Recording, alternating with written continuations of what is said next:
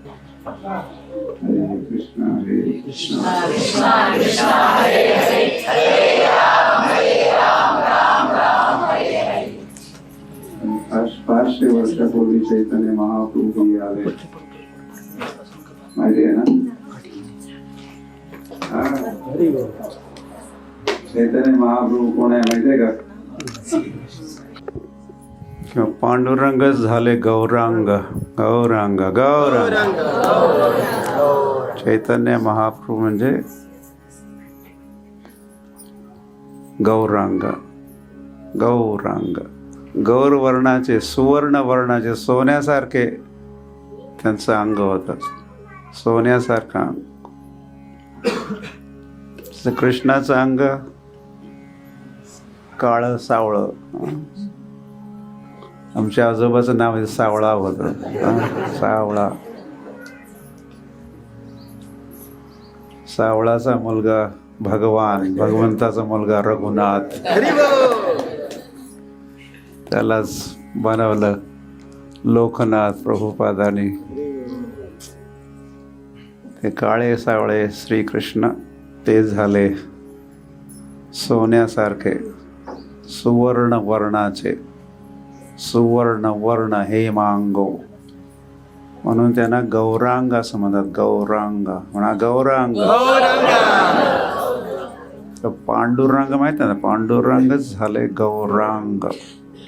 पांडुरंगाचे हात कमरेवरती असतात. सुंदर ते ध्यान उभे विटेवरी करकटावरी ठेवून या. कमरेवरती हात ठेवलेत भगवंताने. का माहिती आहे? ते वाट पाहत आहेत. आपण कोणाची तरी वाट पाहतो कधी कधी, त्यावेळी काय करतो? कसं उभं राहतो? कमरेवरती हात ठेवून कधी येतं बघ, कधी येतं. तसंच पांडुरंगी आपल्या कमरेवरती हात ठेवून उभे आहेत. आणि हात ठेवून हे दाखवतात किंवा हे सांगतायत की जो कोणी माझ्या दर्शनासाठी येईल तो हा भवसागर तरून जाईल. भवसागर, भवसागर म्हणजे संसार. दर्शनासाठी जे येतात त्यांना भगवान सांगतायत इथं पाणी जास्त नाही. हा आहे भवसागर, हा समुद्र आहे. समुद्राचं पाणी खोल असं कित्येक मैल, 5-10 मैल मील असं खोल असतो समुद्र. पण मी जिथं उभा आहे असं पांडुरंग म्हणतात, तिथं पाणी जास्त नाही. किती पाणी आहे? कमरे एवढं, एवढंच खोल आहे. त्यात काही बुडून मरण्याची शक्यता आहे का? नाही. तुम्ही वाचला, तुम्ही समुद्राच्या काठावरती पोहोचलात माझ्या दर्शनासाठी आला म्हणजे. पांडुरंग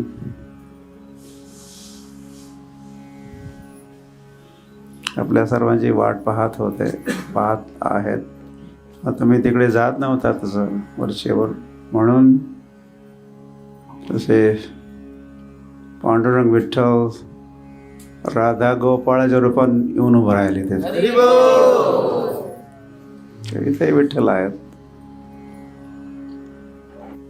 किंवा आपलं गाव झालं धाम, झालं धाम, किंवा वैकुंठ धाम झालं, वृंदावन झालं, तुमचं घरी झालं वृंदावन.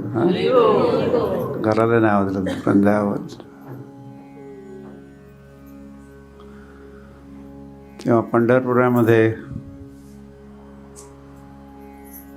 उभे राहणारे पांडुरंग परत 500 वर्षापूर्वी ते चैतन्य महाप्रभू झाले. गौरांग महाप्रभूचं रूप त्यांनी धारण केलं. आणि जे येत नव्हते पंढरपूरला म्हणा, त्यांना भेटण्यासाठी भगवंत विठ्ठल तो आला आला, मला भेटण्याला विठ्ठल तो आला आला. तेव्हा ते पांडुरंग गौरांग महाप्रभूच्या रूपानं, चैतन्य महाप्रभूच्या रूपानं गावोगावी, शहरोशहरी, घरोघरी सुद्धा गेले, भगवंत गेले. आणि या रूपामध्ये त्यांचे हात कमरेवरती नाही, त्यांचे हात कुठे आहेत? कुठे आहेत? कसे आहेत हात? हरी बोल. हरी बोल म्हणतात, हात वरती येतात. हरी बोल, हरी बोल. ते चैतन्य महाप्रभू जिथं जिथं गेले तिथं तिथं त्यांनी कीर्तन केलं. कीर्तन केलं. त्यांच्या मुखातून कीर्तन निघताच ते नृत्य करू लागायचे. भगवंत मुखातून हरे कृष्ण निघताच बसलेले असतील तर ते उठायचे आणि नाचू लागायचे. बाहू तुले, हात वरती करून नृत्य करायचे. भगवंत नाचले कीर्तनामध्ये.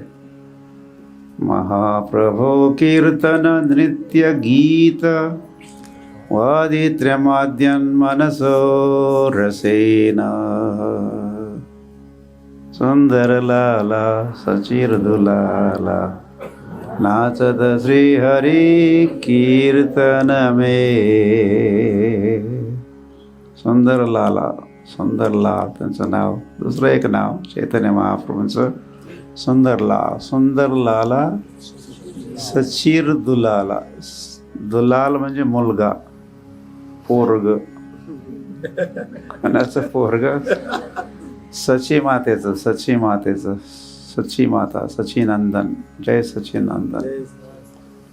ते हा सची दुलाल कीर्तनामध्ये नाचत असत. तेव्हा ते जगन्नाथपुरीहून निघाले. सुमारे 2 वर्ष, त्यावेळी 2 वर्ष त्यांनी प्रवास केला. सर्व दक्षिण भारतामध्ये, आंध्र प्रदेश, नाव नाही राज्याची नावं, आंध्र प्रदेश, तामिळनाडू, केरला, कर्नाटक या राज्यातून परत महाराष्ट्रामध्ये त्यांनी प्रवेश केला. चैतन्य महाप्रभू भगवंत हे कधी विसरू नका. चैतन्य महाप्रभू भगवंत आहेत, कृष्ण आहेत. स्वयं कृष्णस्तु भगवान स्वयं श्री चैतन्य महाप्रभू. कोल्हापूरला आले, महालक्ष्मीचं दर्शन केलं. कोल्हापूरमध्ये महालक्ष्मीचं दर्शन केलं की महालक्ष्मीला दर्शन दिलं. ते लक्ष्मीपती आहेत, महालक्ष्मीपती श्रीकृष्ण चैतन्य. तेव्हा तेथून मग त्यांना पंढरपूरला जायचं होतं. कोल्हापूर ते पंढरपूर. आता तसे 2 मार्ग आहेत, कमीत कमी 2 मार्ग तर आहेत. पण ते बहुतेक किंवा निश्चितच याच मार्गाने गेले असणार. ते तिकडून तासगावातून येताना कीर्तन आणि नृत्य करत करत एक खडीवरती चढले असतील आणि उतरली असणार, नाही का?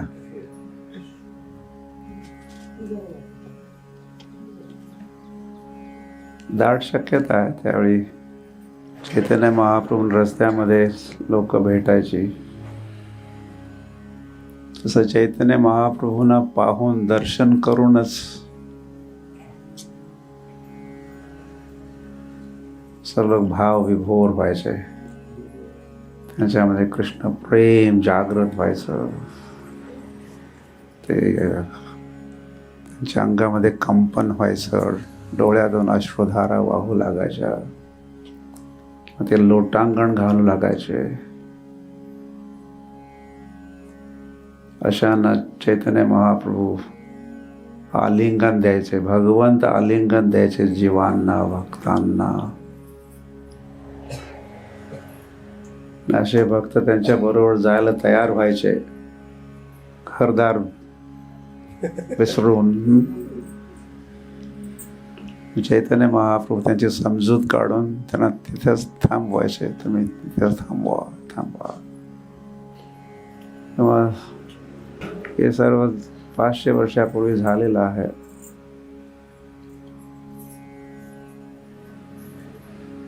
अशाच गावामध्ये मलाही आणि आपणालाही भगवंतांनी जन्म दिला. आता पुढे गौरगाव या गौर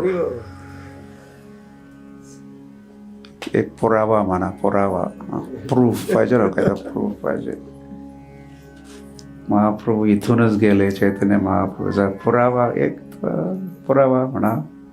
गौरगाव, गौरांग महाप्रभूचं गाव गौरगाव. आणि मग याच गावामध्ये पुढे श्री प्रभुपादांनी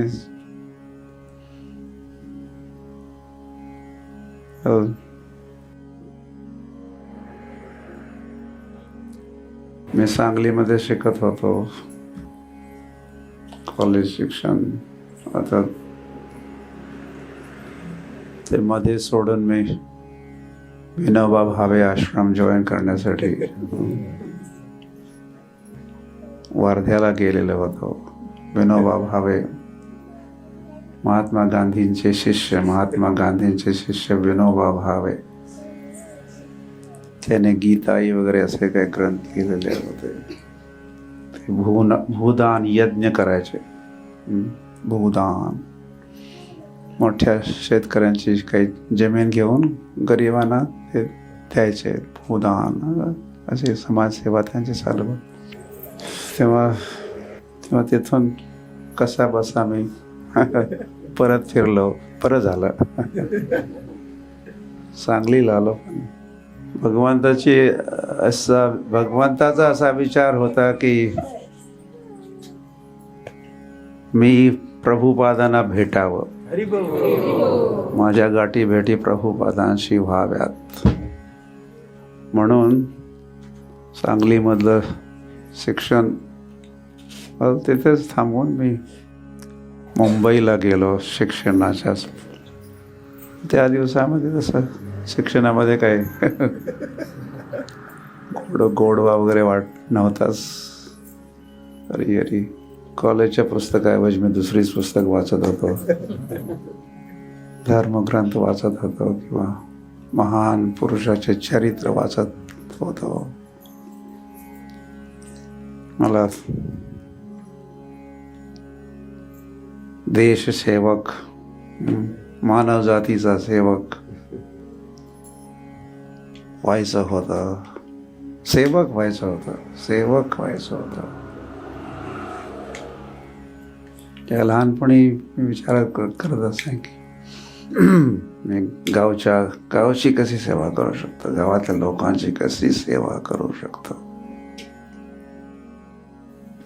त्यासाठी मी काय व्हावं, डॉक्टर व्हावं का मग सेवा करेन, की वकील व्हावं तर सेवा होईल, की देशभक्त व्हावं की मग सेवा होईल. तेव्हा मी मुंबईला पोहोचलो आणि तिथे होतो एक वर्षभर. तेवढ्यात श्रील प्रभुपादी तिथे पोहोचले. आपल्या अमेरिकन युरोपियन डिसायपल्सना घेऊन तसं भारताचं भ्रमण करत होते श्रील प्रभुपाद. ठिकठिकाणी हरे कृष्ण उत्सव साजरे करत होते, हरे कृष्ण उत्सव. मग त्यांचा हरे कृष्ण उत्सव मुंबईतला 1971च्या एप्रिल महिन्यामध्ये साजरा होणार होता. तेव्हा त्याची जाहिरात मी वाचली आणि त्याचीच वाट पाहत होतो मी आणि गेलो त्या हरे कृष्ण उत्सवामध्ये. जाहिरातीमध्ये लिहिलं होतं, अमेरिकन साधू पोचलेत मुंबईमध्ये, युरोपियन साधू पोचलेत मुंबईमध्ये.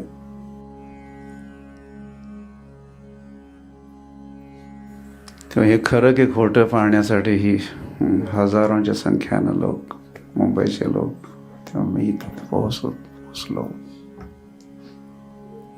आणि त्या काळामध्ये, त्यावेळी मी तसं दादरला राहत होतो. दादरच्या कोहिनूर मिल, आपण ऐकलं, कोहिनूर मिल, सूतगिरण, त्याच्यात चाळी होत्या, चाळ समजते, चाळ. त्या चाळीमध्ये आपल्या गावचे आरवड्याचे बरेच जण राहत होते. त्यांच्याबरोबर मी राहू लागलो. श्रीरंग काय असे बरेच जण होते, 10, 20, 40, 50 जण त्या गिरणीमध्ये. तेव्हा मी त्यांच्याबरोबर राहत होतो. तेव्हा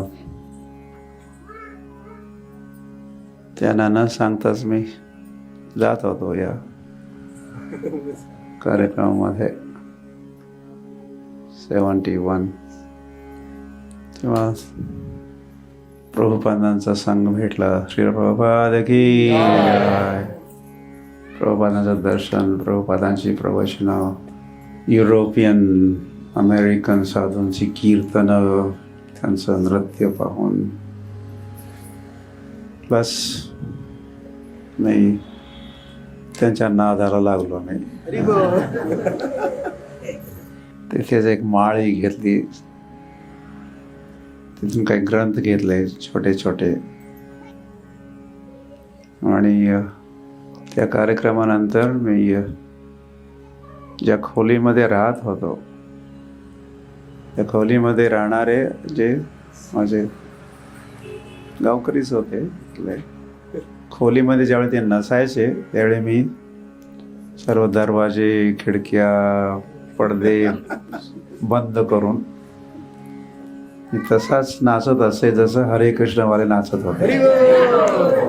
स्टेजवरती ज्यांना पाहिलेलं होतं कसं नाचतंय ते, कसं नाचतंय, त्या तोच मंत्र आणि त्याच भावामध्ये मी एकटाच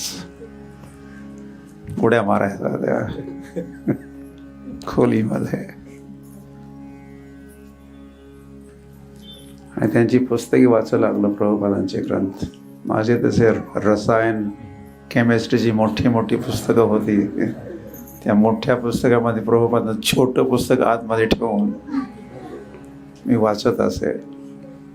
सर्वांना वाटायचं हा रसायनशास्त्राचं कसं अध्ययन करू लागला, एवढं लक्षपूर्वक चांगला आहे असे रिपोर्टही पाठवायचे आरवड्याला.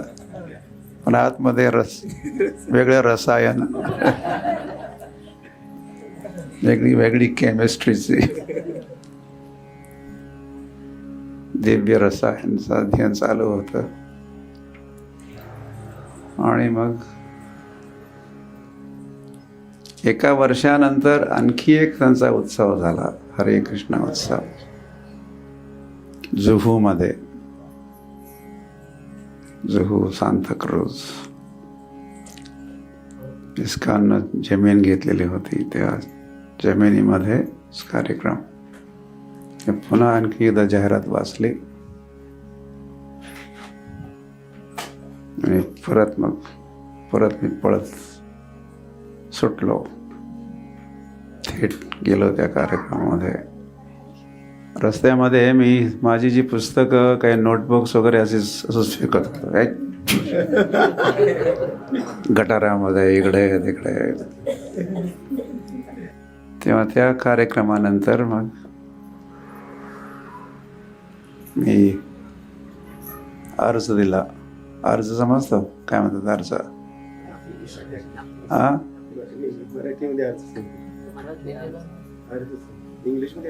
हां, अर्ज. तिथल्या अध्यक्षाला की मला या तुमच्या संस्थेमध्ये भरती व्हायचं आहे किंवा जॉईन करायचं आहे. त्यानंतर तो अर्ज वाचला, शोधून काढला मी त्या अध्यक्षाला. मला वाटलं की माझा अर्ज त्यांच्या पुढच्या बैठकीमध्ये त्याच्यावरती विचार करतील. तसं काही नाही झालं. त्या ठिकाणी भेटलो, तिथंच त्यांनी उभ्या माझा अर्ज वाचला आणि आश्रमामध्येच होते ते. बोले भैया न्यू भक्त ही एक नवीन भक्त आलेला आहे. आणि हे ऐकताच त्या आश्रमातले सारे युरोपियन अमेरिकन साधू धावत पळत आले आणि त्या सर्वांनी मला आलिंगन देऊन स्वागत आणि स्वीकार केलं मला. आणि थोड्याच वेळामध्ये ते मला आश्रमाच्या आश्रमाच्या पाठीमागं घेऊन गेले. मला माहिती नव्हतं कशासाठी घेऊन जात होतं. पण तिथे ज्यावेळी गेलो मी त्यावेळी तिथे एक न्हावी माझी वाट पाहत होता वस्तारा घेऊन.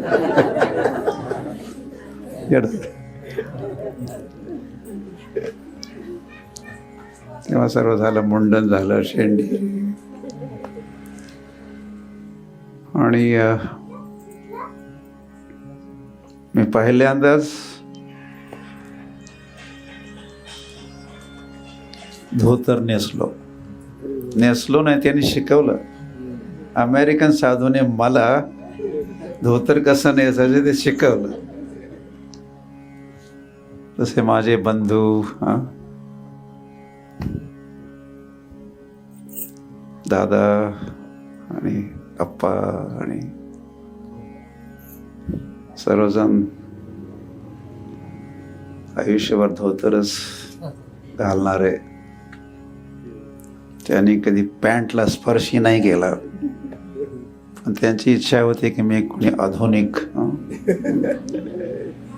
मॉडर्न बनावं, शिकल्या सवरलेला. माणूस शिकल्या सवरलेला झाला की मग आपल्या संस्कृतीला विसरतो, आपल्या धर्माला विसरतो. ही शिकलेल्या मंडळीची लक्षणं. शिकला म्हणजे पैसे कमवायची विद्या शिकायचं. आणि त्या संध्याकाळी गर्गमुनी स्वामी नावाचे अमेरिकन संन्यासी होते.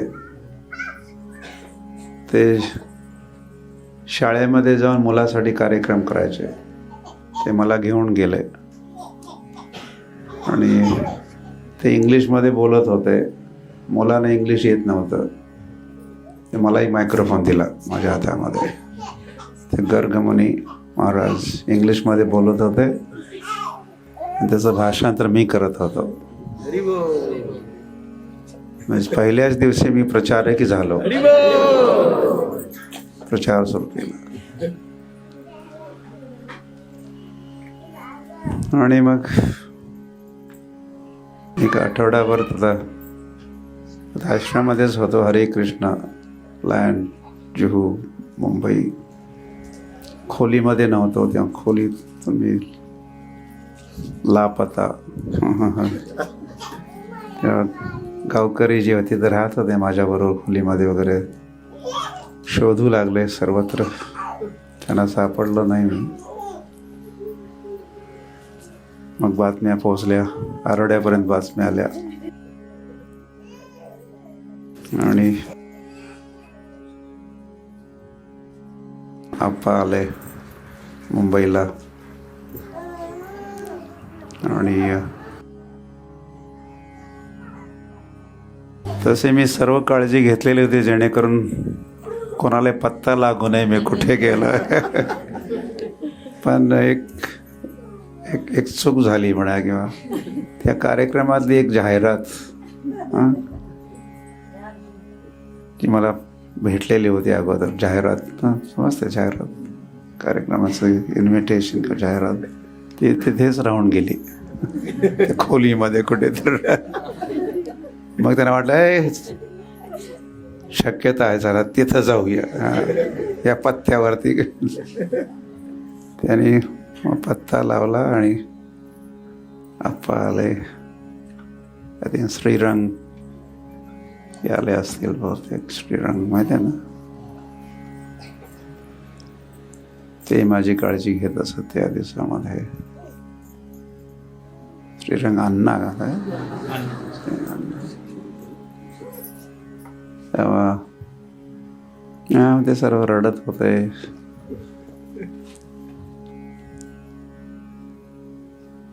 गावच्या बातम्या यायलाच हवं. थोडं ये ना, येऊन भेटून जा. त्यांना माहिती होतं की एकदा मला आणलं की सोडणार नाही, पण भेटून जा.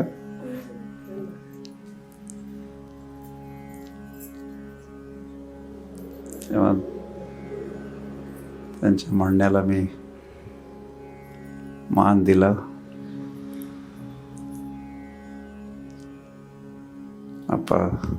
अप्पांचं म्हणणं कधी मी मोडत नसे.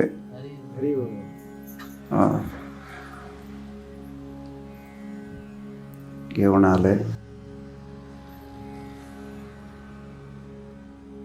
एक दिवस गेला, एक आठवडा गेला, जवळजवळ महिना झाला. मला सोडण्याच्या नादात कोणी नव्हतं.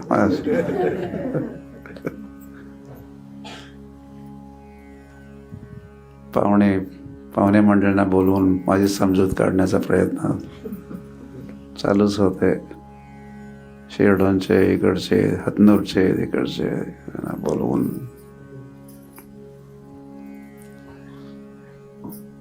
ज्योतिषालाही बोलवलं. या पोराचं काय भविष्य थोडं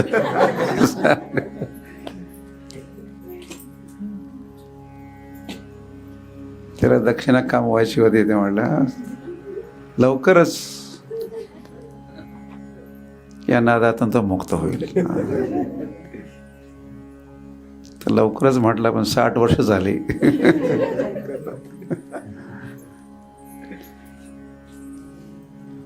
अरे त्यावेळी अद्याप मी धोत्रामध्येच होतो. धोतर, कुर्ता, शिखा.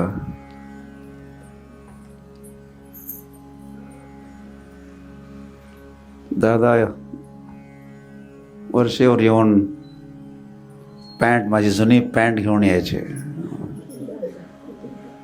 अरे वा, गावचे लोक काय म्हणतील, आम्ही कसं तोंड दाखव. घाल ना पॅन्ट, घाल ना पॅन्ट, घाल पॅन्ट घाल.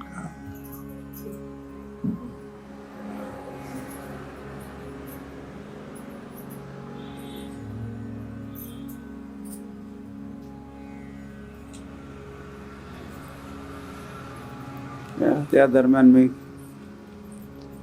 मदतही करत होतो शेताच्या कामामध्ये. पाठीमागची विहीर, त्या ओढ्याच्या जवळची विहीर तुम्हाला माहिती आहे का? त्या आहे ना असं. त्यामध्ये सुरुंग काढ आणि दगड कचरा काढायचा, चढायचं. त्यामध्ये मी होतोच की बरोबर. आणि इतर कामामध्ये वासरा वगैरे. तर त्यावेळी गायी नव्हत्या, म्हैशी होत्या.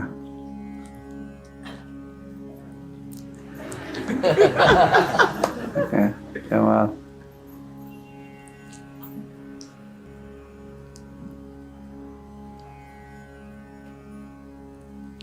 असा एक प्रस्ताव होता की तुला इथंच मंदिर बांधून देतो आम्ही, तू इथंच राहा, तुला काय करायचं ते कर, पण इथं कर, गावातच कर.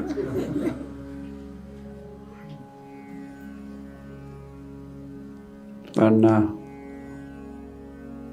भगवंतानी माझं जे चित्त चोरलेलं होतं, चित्त चोर, चेतना, भावना, किंवा त्यामध्ये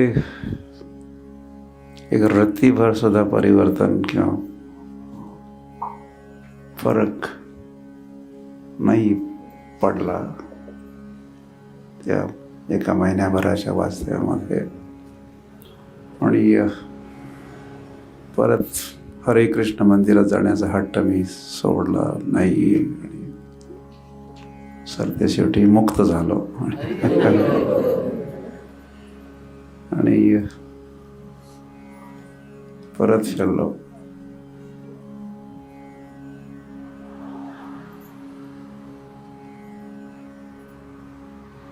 मग त्यानंतर 1-2 वर्षानंतर मी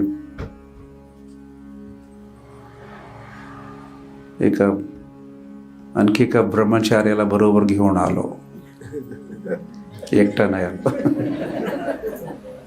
तसं आमच्या अध्यक्षानं एकट्याला नाही पाठवलं, बरोबर कोणाला बरोबर घेऊन आणि मग ते 74 की काय तर 74 झाला, 1974 74 आम्ही कार्यक्रम केला. हरे कृष्ण उत्सव शाळेसमोर. ठीक आहे ना. ते शाळेसमोर कार्यक्रम झाला, सर्व गाव एकत्र झालं. पोरगा वेडा झाला असं म्हणू लागले. पण हळूहळू मी त्यांनाच वेड केलं.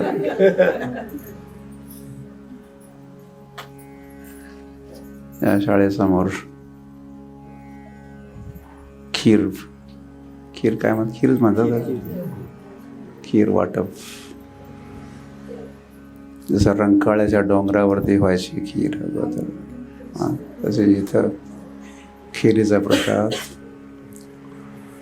आणि त्यानंतर मी प्रत्येक वर्षी जवळजवळ वर्षातून एकदा येत होतो, आणखी अधिक भक्तांना. आणि अशा प्रकारे किती वर्ष झाली. या वर्षी 51वा या वर्षी जो उत्सव होणार आहे, हरे कृष्ण उत्सव 51वा 51st फेस्टिवल प्रत्येक वर्षी. आणि मी एका श्रील प्रभुपाद अद्याप होते, आणखी थोडकं निवेदन करतो, थोडक्यामध्ये आता कथानक आठवतो.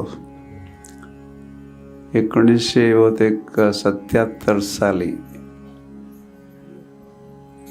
ज्यावेळी कार्यक्रम झाला शाळेसमोर, त्या कार्यक्रमाच्या शेवटी भीमराव शिंदे भागवत प्रभू, परत त्यांची दीक्षा झाली, ते मला भेटले आणि ते म्हणे मला जप करायचा आहे, मी आजपासून 16 माळाचा हरे कृष्ण महामंत्राचा जप करणार आहे, असा त्यांनी संकल्प घेतला. तेव्हा इथल्या उत्सवाचा एक अहवाल किंवा रिपोर्ट मी प्रभुपादांना लिहून पाठवला. त्यामध्ये या गोष्टीचाही उल्लेख केला की एक गावकरी जप करायला तयार आहेत. प्रभुपादांनी मला उत्तर पाठवलं. प्रभुपाद फार प्रसन्न होते. जे काय झालं इथं, किती लोक आलेले होते, प्रसाद वाटप झालं, काही ग्रंथ वितरण झालं, विशेष करून एक व्यक्ती तयार झाला जप करण्यासाठी. प्रभुपाद म्हणाले त्या व्यक्तीला इस्कॉनचा तुझ्या गावातला प्रतिनिधी बनव.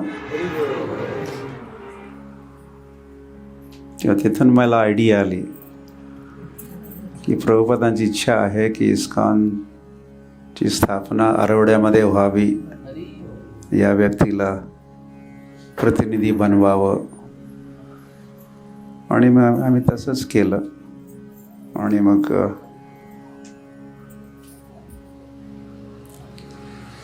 हळूहळू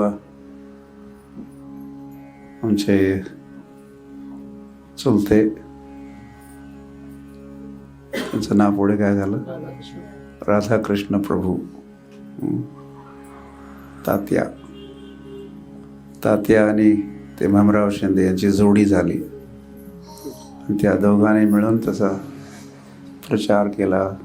भगवद्गीता वाचली संपूर्ण. त्या ओढ्याच्या काठावरती एक विठ्ठल मंदिर आहे ना, का कोरणाच्या रस्त्यावरती कोरण किंवा त्या मंदिरामध्ये गावकऱ्यांना एकत्र करायचे ते तिथं व्हायचे आणि कुठं होत असतील कार्यक्रम तेव्हा भगवद्गीता दररोज रात्री वाचायचे. अशा प्रकारे गावामध्येही प्रचार झाला, लोक जप करू लागली आणि मग सरते शेवटी मंदिर निर्माण झालं. राधा गोपाळ घे यासाठी सर्व या गावाचा त्यामध्ये समावेश, हातभार युवराज पाटील आणि संजय काका हे या पुढारी मंडळी आणि बरेचसे. त्यामध्ये अप्पांचा धर्मावतार प्रभूसाहेब फार पुढाकार होता.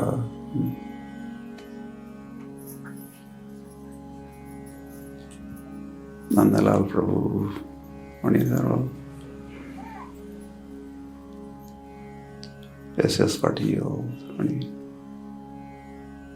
त्या सर्वांनी मिळून करता त्या परिसरातल्या सर्वांनीच भाग घेतला. परिसर म्हणजे बऱ्याचशा गावात किंवा जिल्ह्यातल्या दानदात्याने तनानं मनानं धनानं सहकार्य दिलं आणि भव्य उद्घाटन झालं. आठवतं का कोण कोण होतं त्या उद्घाटन कार्यक्रमामध्ये?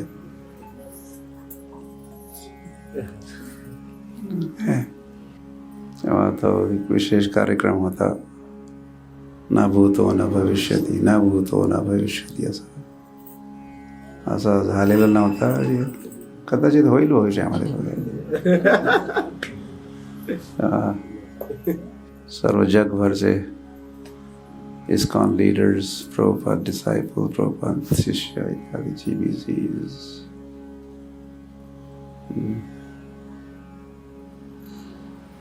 RR पाटील आले. त्यावेळी ते काय गृहमंत्री होते, आणखी मंत्री आले. एक कदम तर आपल्या विमान घेऊन आले आणि इथं पाठीमागे ते विमान त्यांचं लँडिंग झालेलं होतं. त्यांनी 1 कोटीचं अनुदान जाहीर केलं. ग्रामीण विकास मंत्रालयाकडून विजयसिंह मोहिते पाटील त्यांनी 1 कोटीचं अनुदान जाहीर केलं आणि पत्रकार पोहोचले होते सर्व ठिकठिकाणचे. आणि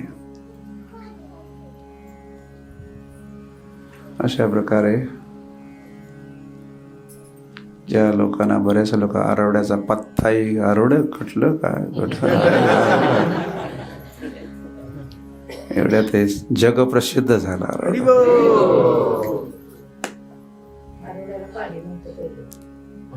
म्हणून ओरडायचे, आरवड्या म्हणजे ओरडणं. पाणी नव्हतं मध्ये नारू नावाचा एक रोग, नारू आठवत मला माहिती नसेल. हरी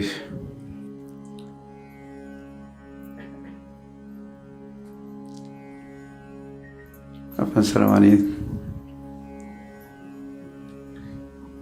तसं कष्ट केलं. तसं माझ्यासाठी बरेचशा सर्वांनी कष्ट घेतलं.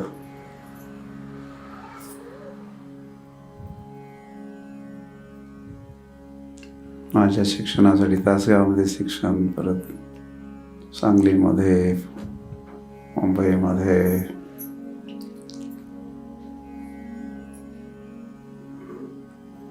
दररोज सकाळी आमचं भोजन, या सर्व वाहिन्या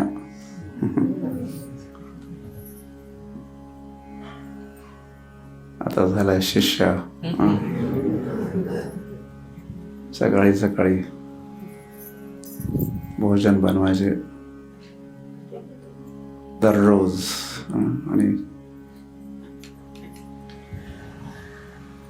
पाठवायचे आणि बऱ्याच प्रकारचे माझी सहायता केली, मदत केली.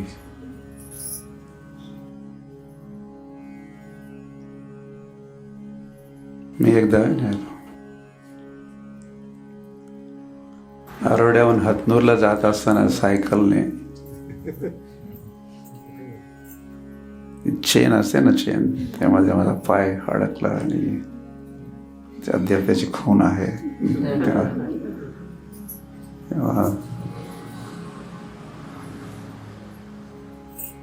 त्यावेळी मी गावात आणलं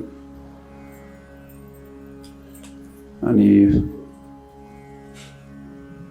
नंदलाल प्रभू मला खांद्यावर बसवून तासगावला घेऊन गेले.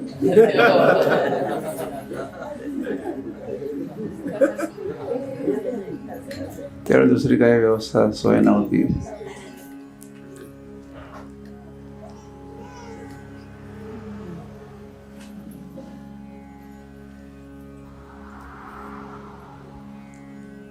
आईनं आणि दादाने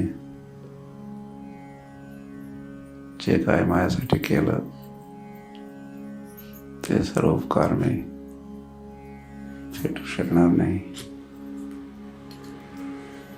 संन्यास घेतल्यानंतर आपल्या नातेवाईकांशी संबंध वगैरे सोडायचे असतात. त्या गावात परत जायचंही नसतं, जन्मगावी इत्यादी इत्यादी नियमाचं मी उल्लंघन करून आणि अर्थात प्रभुपादांचा पाठिंबा होता, प्रभुपादांचे आशीर्वाद होते, अनुमती संमती होती. तेव्हा मी माझा संबंध टिकवून ठेवला गावाशी, गावकऱ्याशी, घराशी, घरातल्या नातेवाईकाशी, त्याच्या मित्रमंडळीशी. वसंत पाटील आम्ही लंगोटियार,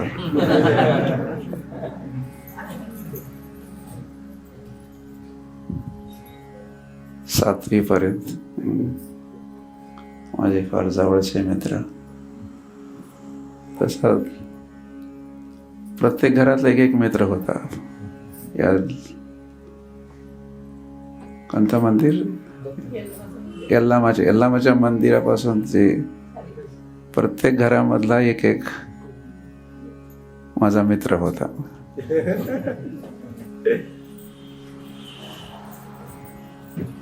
मग संभाजी आणि नेताजी आणि शिवाजी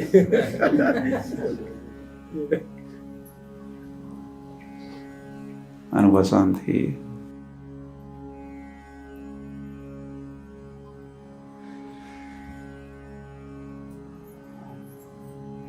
तेव्हा या सुब्राव शामराव पाटील आमच्या पुढे होते. तसे तासगावमध्ये, सांगलीमध्ये महात्मा गांधी वसतिगृहामध्ये आम्ही एकत्रच राहत होतो.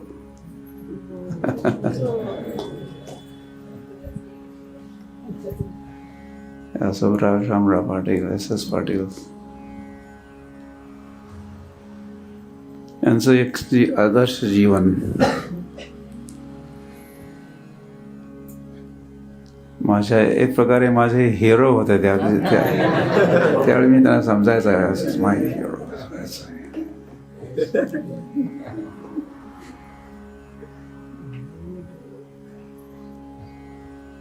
ते माझी काळजी घेत होते त्यावेळी.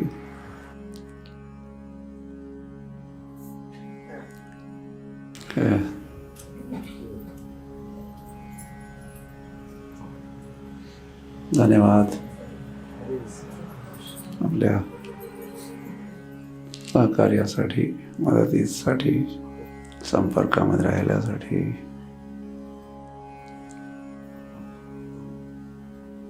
मंदिराच्या जे आपण सेवा करत आहात त्याच्यासाठी, त्याच्या साधना करत आहात, आजकाल शिष्य झालेले आहात बरेच जण, किंवा हरे कृष्ण अनुयायी झालेले आहात, आपल्या सर्वांचा मी आभारी आहे.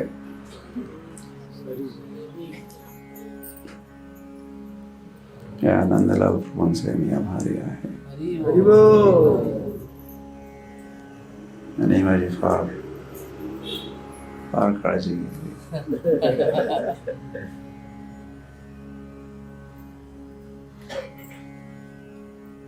प्रेमळ प्रेमळ बंधू, सरळ स्वभाव. काय बोलायचं तुम्हाला? बोलता का? प्रसाद प्रसाद घ्यायचा. कष्टाळू, प्रामाणिक, भजनिक ही. हरी हरी. गौर प्रेमानंदे. हरी राधा गोपाल की जय, श्री प्रभुपाद की जय, गौर भक्त वृंद की जय.